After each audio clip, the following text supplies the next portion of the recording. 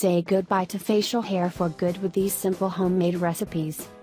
Every woman's nightmare is the little small hairs on their cheeks, forehead or even on their neck.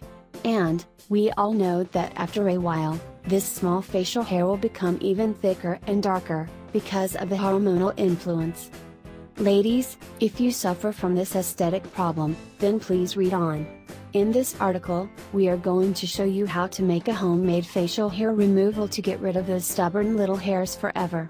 These homemade hair removal recipes are even better than hair waxing. The biggest problem with the classic waxing methods is the appearance of acne and redness, and this usually happens when it comes to the sensitive skin parts, such as the face. Method number 1. Follow the simple instructions. Mix 1 cup of flour, half teaspoon of curcumin and a few drops of milk. Apply this mixture on the affected area and let it dry off.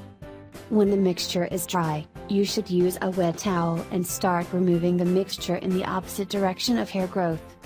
Remove any residue with warm water. Apply moisturizer. Method number 2.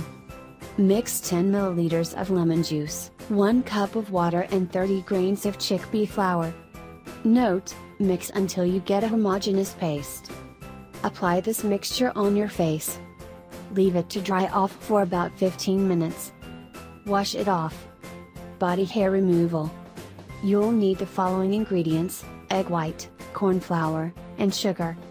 Mix 1 egg white with a tablespoon of sugar and add half a tablespoon of corn flour. Mix until you get a thick paste. Apply this mixture on dry skin and leave it to dry off. Peel the mixture off in the opposite direction of hair growth. That's it.